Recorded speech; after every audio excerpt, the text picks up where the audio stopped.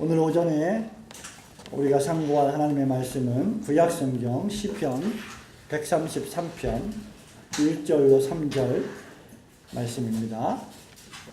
구약 899페이지 시편 133편 1, 2, 3절 말씀을 저와 여러분이 함께 한 목소리로 봉독하겠습니다.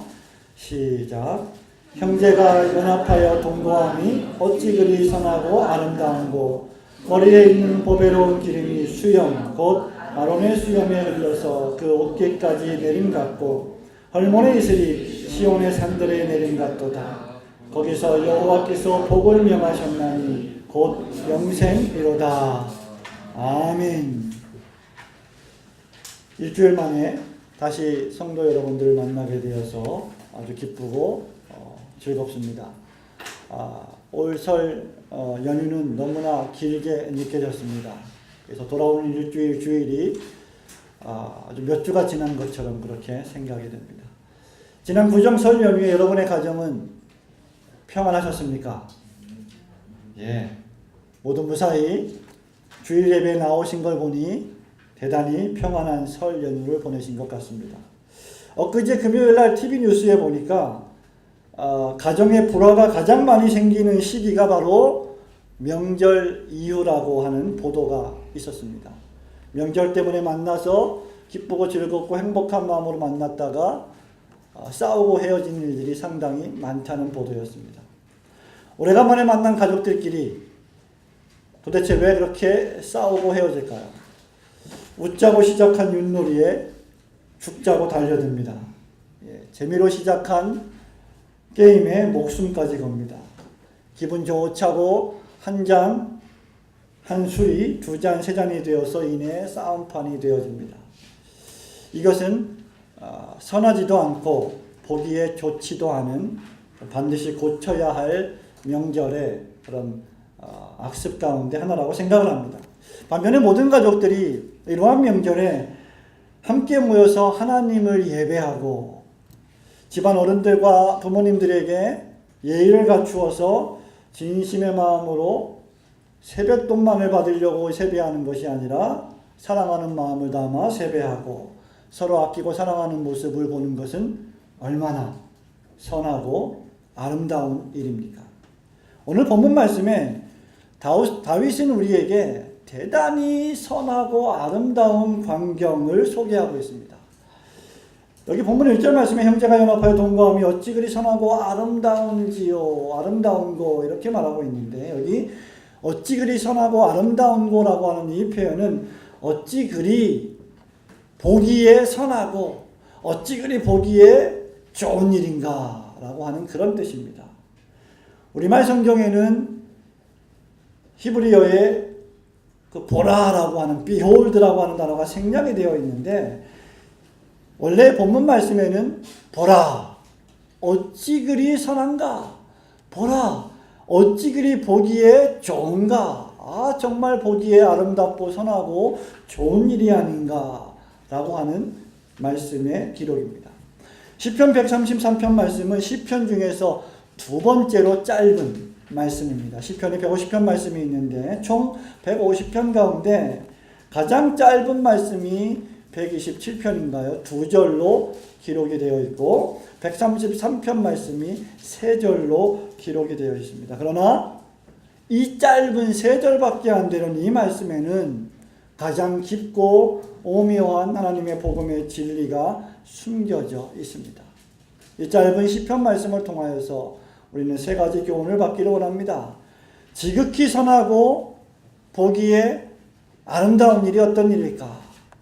무엇보다도 첫째로 그것은 성도가 연합하는 일입니다.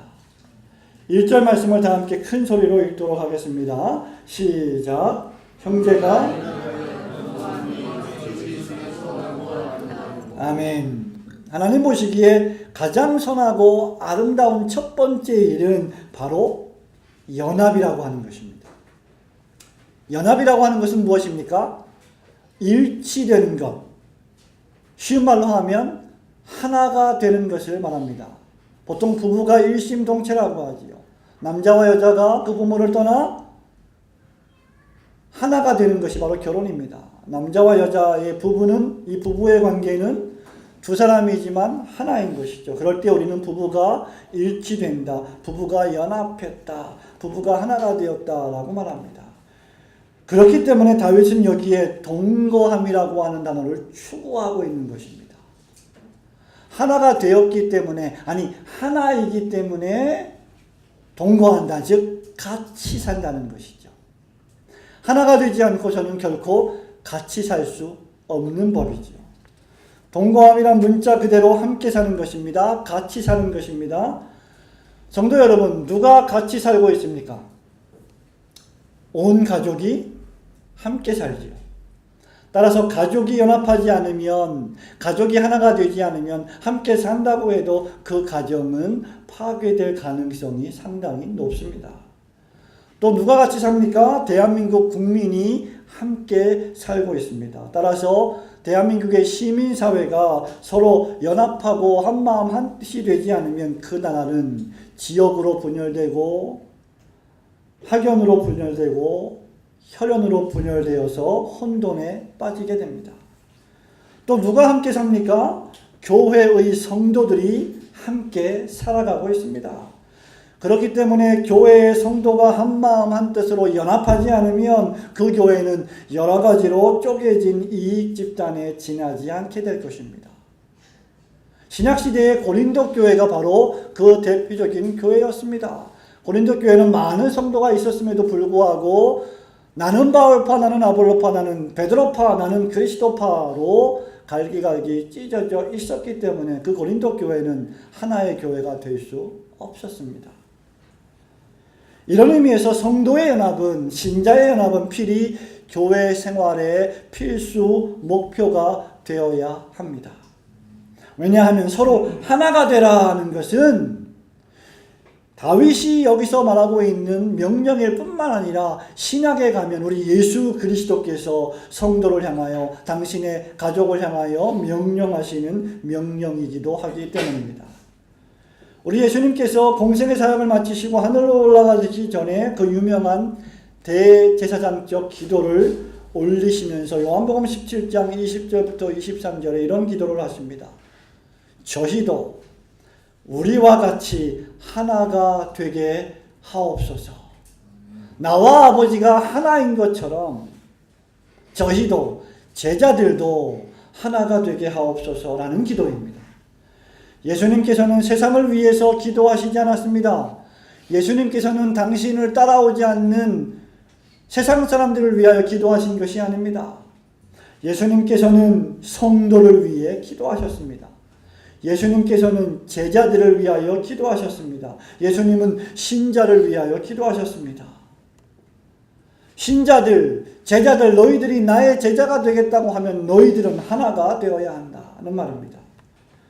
그런데 이렇게 같이 함께 살기 위해서는 전제되어야 할 것이 두 가지가 있는데 그 첫 번째가 바로 그들이 형제이어야 한다는 것입니다. 1절 말씀에 보면 형제가 연합하여 라고 했습니다. 여기 누가 연합해야 한다고 했습니까? 형제라고 했습니다. 다윗이 말하는 형제는 무엇입니까? 하나님을 진정으로 섬기는 이스라엘 신앙 공동체, 이스라엘 민족 공동체를 가리킵니다. 이스라엘 민족 가운데서도 하나님을 진정으로 섬기는 사람들의 공동체를 가리키지요. 신학적으로 말하면 누가 형제입니까? 누가 그리스도의 친족입니까? 누가 그리스도의 가족입니까? 우리 예수님께서는 마태복음 12장 50절에서 내 뜻을 행하는 자라야 나의 가족이다 라고 했습니다. 누구든지 하늘에 계신 내 아버지의 뜻대로 하는 자가 내 형제요, 내 자매요, 내 어머니다 라고 우리 예수님이 친히 말씀하셨습니다. 또 복음서에 보면 나더러 주여 주여 하는 자마다 다 천국에 들어갈 것이 아니요 하나님의 뜻대로 행하는 자라야 천국에 들어갈 것이다 라고 했습니다. 그렇기 때문에 진정한 형제는 그리스도 안에서 예수님을 구주로 믿고 영접하고 그리스도의 십자가 보혈이 주는 구속의 은혜로만 하나가 되어서 예수님의 말씀하신 명령을 쫓아 행하려고 결심하고 결정한 사람들입니다. 그들을 가리켜서 우리는 그리스도인, 그들을 가리켜서 우리는 성도라고 하는 것입니다. 그렇기 때문에 하나가 되는 형제가 되기 위해서는 반드시 믿음이 전제되어야 합니다. 신앙이 전제되어야 합니다. 그래서 히브리서 기자는 믿음이 없이는 결코 하나님을 기쁘시게 할 수 없다고 했습니다. 여러분과 저에게 예수님을 영접하고 믿는 믿음이 없다면 우리는 하나님을 기쁘시게 할 수 없을 뿐더러 교회 공동체의 회원이 될 수도 없을 것입니다. 형제가 형제와 연합해야지 형제가 아닌 자와는 결코 연합할 수 없습니다. 의와 불법이 함께할 수 없으며 빛과 어두움은 연합할 수 없습니다. 빛이 오면 어두움이 물러가게 되어 있는 것입니다. 그렇기 때문에 우리는 진실한 형제가 되어 참된 연합을 이루어야 하는 것입니다. 두 번째 전제 조건은 무엇입니까? 만일 여러분과 제가 정말로 예수님을 믿는 신자라고 하면, 믿음이 있는 자라고 하면 반드시 연합해야 한다는 것입니다. 형제가 아니면서 함께 살기만 하는 사람들이 있습니다. 그것은 진정한 연합이 아니지요. 반대로 형제이고 함께 살면서도 마음을 나누지 않고 연합하지 않는 사람들이 있습니다. 그러한 자는 자신의 신분이 무엇인지 잘 모르는 사람입니다. 그는 교만한 사람입니다. 하나님께서는 교만한 자를 가장 싫어하십니다. 왜냐하면 교만한 사람은 하나님 앞에서 자신의 신분이, 자신의 부르심이 무엇인지 깨닫지 못하기 때문이지요. 사랑하는 성도 여러분, 성부 하나님, 성자 하나님, 성령 하나님의 특징이 무엇인지 아십니까? 완벽한 연합이라고 하는 것입니다. 성부와 성장, 성자와 성령께서 새 위격, 즉 새 인격으로 계시지만 그 영광과 권능이 동등하시며 한 분이십니다. 이것이 바로 삼위일체의 신비이지요. 그렇기 때문에 성도의 연합은 성령님의 뜻이기도 합니다. 바울은 에베소 교회에 편지하면서 에베소서 4장 1절부터 3절에서 이렇게 말합니다. 그러므로 주 안에서 갇힌 내가 너희를 권하노니 너희가 부르심을 받은 일에 합당하게 행하여 모든 겸손과 온유로 하고 오래 참음으로 사랑 가운데서 서로 용납하고 평안에 매는 줄로 성령이 하나 되게 하신 것을 힘써 지키라. 바울은 그 이유에 대해서 4, 5, 6절에서 이렇게 밝힙니다. 왜냐하면 몸이 하나다. 성령도 한 분이시다. 이와 같이 너희가 부르심의 한 소망 안에서 부르심을 받았느니라. 주도 한 분이요, 믿음도 하나요, 세례도 하나요, 하나님도 한 분이시니 곧 만유의 아버지시라. 만유 위에 계시고 만유를 통일하시고 만유 가운데 계시도다. 우리가 믿는 예수 그리스도께서 한 분이시고 우리가 받은 세례가 하나이고 우리 안에 믿음이 하나이고 우리 안에 내주하시는 성령님께서 한 분이시기 때문에 여러분과 제가 진정으로 예수님을 믿었다고 하면 우리는 하나가 될 수밖에 없다는 것입니다. 성도의 참된 연합은 그래서 강요로 되는 것이 아닙니다. 성도의 참된 연합은 사람이 만들어내거나 조작할 수 있는 것이 아닙니다. 참된 연합은 성령님의 작품입니다. 성도 여러분, 인간들을 잘 살펴보십시오. 실상 인간은 가장 연합할 수 없는 존재들이 아닙니까? 성도 여러분, 저를 바라보십시오. 우리 학생 여러분, 저를 좀 바라보십시오. 저와 여러분이 마음을 함께하고 뜻을 함께할 수 없는 존재가 아닙니까? 여러분 자신을 한번 생각해 보십시오. 아니, 나 자신을 한번 돌아보시기 바랍니다. 우리는 함께하는 것, 연합하는 것과는 철저하게 거리가 먼 사람들입니다. 오죽하면 우리나라 속담은 아니지만 우리나라 말에 절대로 동업을 해서는 안 된다는 말까지 있겠습니까? 우리가 다 다른 인격을 가지고 있습니다. 다른 생각을 가지고 있습니다. 성격이 다릅니다. 기질이 다릅니다. 살아온 배경과 환경이 다릅니다. 결코 우리는 하나가 될 수 없는 사람들입니다. 이 세상에 사람들로만 진정한 연합이 가능했다면 결코 제1차, 제2차 세계대전은 발생하지 않았을 것입니다. 그럼에도 불구하고 하나님께서는 우리에게 연합하라, 하나가 되라고 요구하십니다. 이것이 어떻게 가능하겠습니까? 오직 예수 그리스도를 구세주로 믿고 영접함으로 성도가 될 때 가능한 줄 믿으시기를 축원합니다. 오직 예수 그리스도를 믿고 영접함으로 성도가 되면, 형제가 되면, 진정한 영적 가족이 되면 그것은 가능해집니다.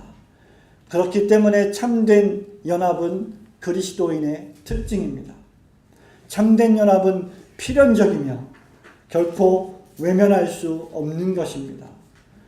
따라서 여러분이 성도라고 하면 여러분은 더 큰 가치관을 지녀야 합니다. 우리는 믿음의 가치관을 지녀야 합니다. 영적인 가치관을 지녀야 합니다. 단순히 혈연적인 관계에서 더 눈을 크게 떠서 하나님께서 영적으로 만들어주신 우리의 영적 가족들을 볼 수 있어야 합니다. 피는 물보다 진하다고 합니다. 예, 당연합니다. 혈연관계는, 가족관계는 그 무엇보다 진합니다. 그럼에도 불구하고 예수 그리스도의 십자가 보혈은 우리의 피보다 훨씬 더 진해야만 합니다. 우리가 믿음으로 영적 가족이 되었다면 마땅히 교회의 모든 가족들을 내 몸과 같이 아끼고 사랑해야만 합니다. 내 육신의 자녀가 내 눈에 사과처럼 예쁘고 사랑스러운 것처럼 다른 자녀들도 내 자녀처럼 아끼고 사랑해야 하는 것이 바로 성도의 진정한 연합의 자세입니다. 로이드 존스 목사님은 연합이라고 하는 것을 예수 그리스도 안에서 하나로 완전히 녹아지는 것이라고 정의한 바 있습니다. 그렇습니다. 사랑하는 성도 여러분, 내 안에 예수께서 사심으로 말미암아 나는 죽고 예수님만이 사는 것이 진정한 성도의 연합의 시작임을 믿으시기를 축원합니다. 지극히 아름답고 지극히 보기에 좋은 것은 과연 무엇입니까? 그것은 과연 어떻게 되는 것입니까? 두 번째로 그것은 하나님의 부르심에 헌신하는 것입니다. 2절 말씀을 함께 또 한번 읽어보겠습니다. 시작. 머리에 있는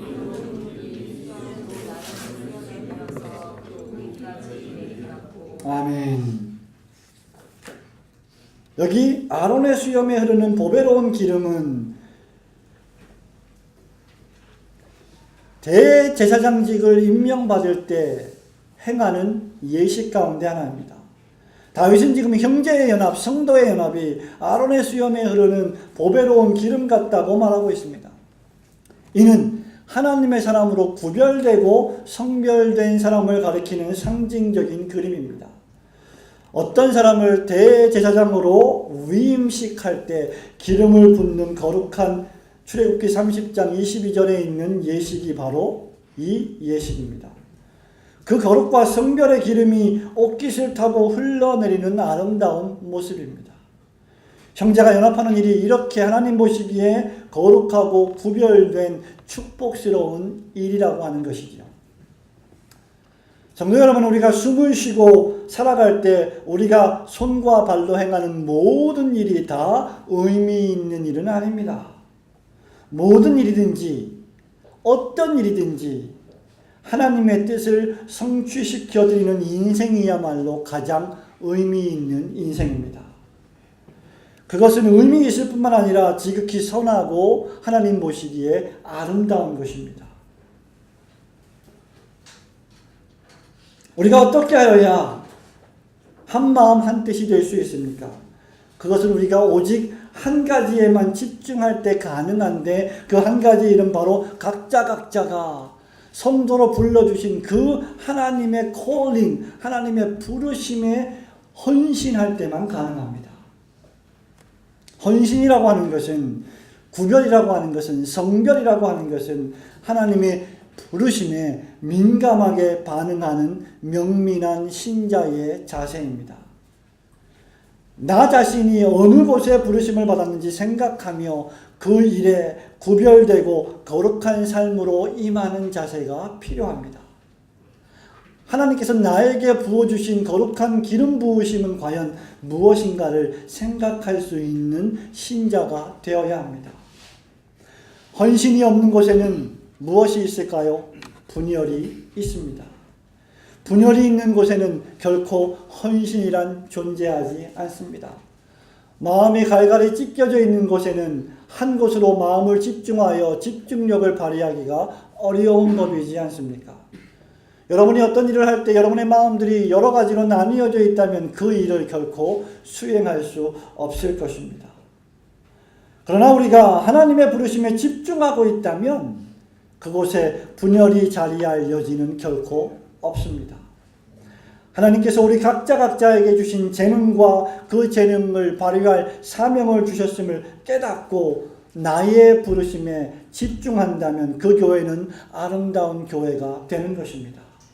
교회 안에서 목사는 목사가 받은 부르심에 집중할 때, 교회 안에서 장로는 장로가 받은 부르심에 집중할 때, 교회 안에서 권사와 집사는, 교사는 각각 자기들이 부르신 부르심에 집중할 때 그곳에는 연합이 있는 것입니다.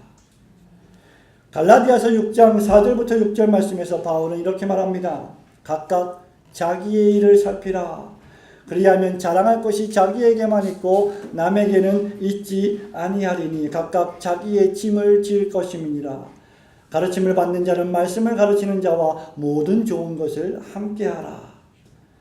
사람 가운데는 자기의 일을 살피지 않고 남의 일에 과도하게 집중하는 사람이 있습니다. 간섭하는 사람들이 있습니다. 그런 사람들은 공동체에 여러 가지 분란을 일으키고 유익이 되지 못합니다. 여기 자랑할 것이 자기에게만 있고 남에게 있지 않다라고 하는 이 말은 자신의 달란트를 찾아서 하나님께 헌신하기 위해 구별되고 성별된 일에 집중한다는 것입니다. 각각 자기의 일을 살피라. 나를 부르신 하나님의 부르심이 무엇인가? 그 부르심을 수행하기 위해서 나에게 주신 재능과 달란트는 과연 무엇인가? 그 달란트를 선용해서 내가 어떻게 하나님의 부르심에 사용당할 것인가를 생각하고 집중할 때 자랑이 자기에게만 있고 그 자랑을 다른 사람들에게 자랑하지 않게 된다는 것입니다. 그래서 연합이 가능한 것입니다. 성도 여러분, 우리 하나님께서는 우리 각자에게 달란트를 주셨습니다. 어떤 사람은 말씀을 가르치는 재능을 주셨습니다. 어떤 사람에게는 위로하는 재능을 주셨습니다. 어떤 사람에게는 사람과 사람을 이어주는 평화의 메신저가 되는 그러한 재능을 주셨습니다. 어떤 사람에게는 열심히 몸으로 일하는 재능을 주셨습니다. 그리고 그것을 각각 다 거룩하게 하셨고 각각 다 구별하셨습니다. 설교하는 일만 거룩하고 전도하는 일만 거룩하고 봉사하는 일은 거룩하지 않은 법이 없습니다. 성도에 하는 모든 일이 믿음으로 하게 되면 그것이 모두가 다 거룩한 일이 됩니다. 그렇기 때문에 달란트가 없는 사람은 아무도 없습니다. 인간적인 눈으로 볼 때 미련하게 보이고 인간적인 눈으로 볼 때 저 인생이 과연 앞으로 무슨 일을 어떻게 할 수 있을까라고 생각하지만 그것은 교만입니다. 하나님은 우리 모두에게 믿음을 주셨고 우리 모두에게 달란트를 주셨고 이 세상에 살아가는 동안 그것을 사용하도록 용기와 믿음과 신앙을 주셨습니다. 그렇기 때문에 달란트가 없는 사람은 아무도 없습니다. 바울로마서 12장 6절부터 8절에서 우리가 받은 이 재능의 몇 가지를 이렇게 소개합니다. 우리에게 주신 은혜대로 받은 은사가 각각 다르니 혹 예언이면 믿음의 분수대로 혹 섬기는 일이면 섬기는 일로, 혹 가르치는 자면 가르치는 일로, 혹 위로하는 자면 위로하는 일로, 구제하는 자는 성실함으로, 다스리는 자는 부지런함으로, 긍휼을 베푸는 자는 즐거움으로 할 것이니라. 우리가 할 일은 무엇입니까? 그저 믿음의 분수대로 주님을 섬기는 자세로 성실함과 기쁨과 즐거움과 부지런함으로 나에게 부여된 그 일을 하는 것뿐입니다. 그리스도 안에 있는 모든 형제들이 각각 받은 달란트대로 겸손하게 하나님을 섬기는 것이 하나님 보시기에 지극히 아름다운 일인 줄 믿으시기를 축원합니다. 지극히 선하고 지극히 하나님 보시기에 좋은 일은 마지막으로 무엇입니까? 그것은 하나님의 은혜의 이슬을 사모하는 일입니다. 3절 말씀을 큰 소리로 한번 같이 읽겠습니다. 시작. 헐몬의 이슬이 시온의 산들에 내림 같도다.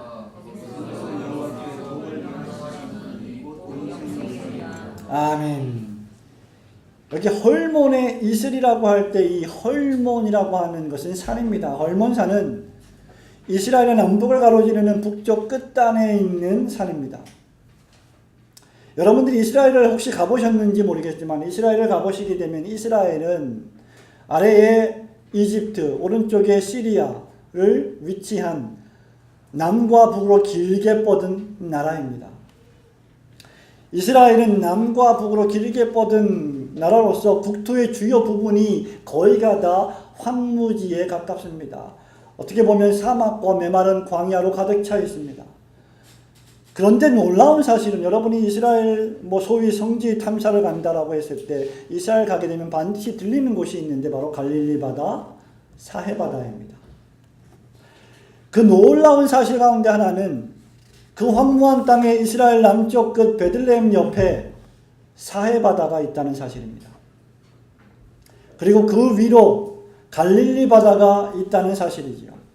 그리고 그 위에 가이사라 빌립보 근처에 위치한 헐몬산이 북쪽 끝에 위치하고 있습니다. 그리고 이 헐몬산으로부터 갈릴리 바다를 연결하고 또다시 갈릴리 바다에서 남쪽 끝에 있는 사해 바다를 연결하는 강이 바로 그 유명한 요단강입니다. 요단강은 실제로 가보니까 1m밖에 안 되는 폭이 좁은 강도 있고 수십 미터에 이르는 넓은 강도 있는데 이스라엘 북쪽 끝에서부터 남쪽 끝까지 헐몬산에서부터 사해바다까지를 연결하는 강으로 구성이 되어 있습니다. 광야 같은 이스라엘 땅에 엄청난 사해바다가 있고 또 베드로가 그물이 찢어질 정도의 많은 물고기를 잡았던 갈릴리 바다가 있으며 요단강이 사시사철 마르지 않고 흐르고 있다는 사실이죠. 그 이유 가운데 하나가 바로 헐몬의 이슬이 있기 때문입니다. 헐몬산은 해발 2770m의 높은 산으로서 수많은 양의 이슬로 유명한 산입니다. 성경에서 이슬은 창세기 27장 39절에 보면 축복의 상징으로 기록되어 있습니다. 에서가 아버지 이삭에게 아버지 나를 좀 축복해 주세요라고 간구하자 그 아버지 이삭이 이렇게 말합니다. 너의 주소는 땅의 기름짐에서 멀고 내리는 하늘 이슬에서 멀 것이다. 무슨 말입니까? 에서는 하나님이 미워하셨고 야곱을 사랑하셨기 때문에 에서는 기름진 축복과 하늘의 하나님께서 내리시는 이슬의 축복을 결코 받지 못할 것이라는 말입니다. 다시 말하면 여기 헐몬의 이슬은 이스라엘 땅을 비옥하게 만드는 근원이라는 것이죠. 헐몬산의 이슬에 시온의 산들의 내림 같도다 라고 하나님 말은 상징적인 표현으로서 하나님의 축복이 시온의 산들에 내린다는 것입니다. 이스라엘 사람들이 갈릴리 바다에서 물고기도 잡고 내리는 이슬과 비 때문에 밭도 경작하고 소출을 내며 먹고 살아갈 수 있는 모든 축복이 바로 헐몬의 이슬 때문인 것입니다. 다윗은 지금 신자들이 서로 믿음으로 하나가 되어 하나님의 부르심에 아름답게 헌신하는 일이 마치 헐몬의 이슬이 시온의 산들에 내림과 같다고 은유적으로 표현하고 있습니다. 이것이야말로 지극히 멋진 일이요 이것이야말로 가장 아름다운 일이라고 하는 것입니다. 무엇입니까? 하나님이 주시는 이슬과 같은 은혜를 받는 일 말입니다. 성도 여러분, 때로 하나님의 은혜는 홍해를 갈라서 애굽의 군병들을 바닷속에 수장시키는 엄청난 기적으로 임할 때도 있습니다. 그러나 신약시대의 대부분의 은혜는 이슬과 같이 작고 평범하게 오는 것입니다. 사해바다, 갈릴리바다, 요단강의 축복 역시 작은 이슬로 시작합니다. 이슬은 작습니다. 이슬은 볼품이 없습니다. 그러나 그 이슬이 없으면 생명이 말라갑니다. 이슬은 작지만 요단강으로 흐르고 갈릴리 바다를 만들고 더 나아가서 사해 바다까지 그 지경을 넓히는 엄청난 축복의 근원임을 믿으시기를 축원합니다. 작은 이슬은 식물 경작에 치명적으로 중대합니다. 특별히 메마른 땅과 가뭄의 시간에 이슬은 그 땅과 식물을 살리는 생명이 됩니다. 이슬 한 방울 한 방울이 모여서 요단강이 되고 갈릴리 호수가 되어서 수많은 호수의 물고기들의 생명이 됩니다. 하지만 오늘 우리가 살고 있는 이 시대를 바라보시기 바랍니다. 현대의 정신은 이렇게 이슬과 같은 작은 것을 무시합니다. 현대를 살아가는 그리스도인 역시 작아서 낙심하고 실망합니다. 그러나 여기 작다고 결코 무시해서는 안 될 것이 있습니다. 그것이 바로 헐몬의 이슬입니다. 이슬 한 방울 없다고 요단강이 마르겠습니까? 이슬 한 방울 없다고 갈릴리 호수가 마르겠습니까? 이슬 한 방울이 없다고 사해바다가 갑자기 웅덩이로 변하겠습니까? 그러나 그 이슬 한 방울 한 방울이 내리지 않는다면 언젠가는 요단강은 마르고 그 갈릴리 호수도 물고기가 살 수 없는 그저 큰 웅덩이가 되지 않겠습니까? 이슬 한 방울 한 방울이 모여서 대지를 적시지 않는다면 땅의 식물은 말라 죽게 될 것입니다. 우리는 우리 자신을 메뚜기와 같이 보아서는 안 됩니다. 성도 여러분, 교회 공동체의 숫자가 작다고 실망해서는 안 됩니다. 우리의 기도 모임, 성경 공부 모임이 미약하다고 낙심해서는 안 됩니다. 여러분의 사업장이 협소하다고 낭망해서는 안 됩니다. 여러분의 믿음이 크게 자라지 않는다고 너무 낙심하고 속상해해서는 안 됩니다. 천리길도 한 걸음부터입니다. 예수님을 믿으면 갑자기 성자가 되지 않습니다. 예수님을 믿으면 갑자기 기적이 발생하지 않습니다. 그가 분명히 변했음에도 불구하고 그의 수준은 아직 어린 아이입니다. 그러나 가람비에 옷이 적듯이 헐몬의 이슬이 시온산을 적시고 흐르고 흘러서 요단강이 되고 갈릴리 바다를 채우고 또 요단강을 흘러 사해 바다를 채우듯이 하나님 말씀과 기도의 이슬에 잠기면 그는 어느덧 요단강이 되고 그는 어느덧 갈릴리 호수와 사해 바다와 같이 큰 믿음의 장부가 될 줄로 믿습니다. 그렇기 때문에 실망하고 낭망하는 대신 여러분의 가정을 헐몬의 이슬이 되게 해달라고 기도하십시오. 여러분의 기도 모임, 여러분의 성경 공부 모임을, 여러분의 교회 공동체를 헐몬의 이슬이 되게 해달라고 기도하시기를 축원합니다. 사랑하는 성도 여러분, 말씀을 맺습니다. 저는 고등학교 2학년 때 저의 고등학교 영어 담임 선생님을 잊을 수가 없습니다. 그는 믿음의 사람으로서 개척교회를 섬기고 있었고 안수집사였고 수많은 학생들에게 복음을 전하다가 하나님의 부르심을 받고 일찍 세상을 떠났습니다.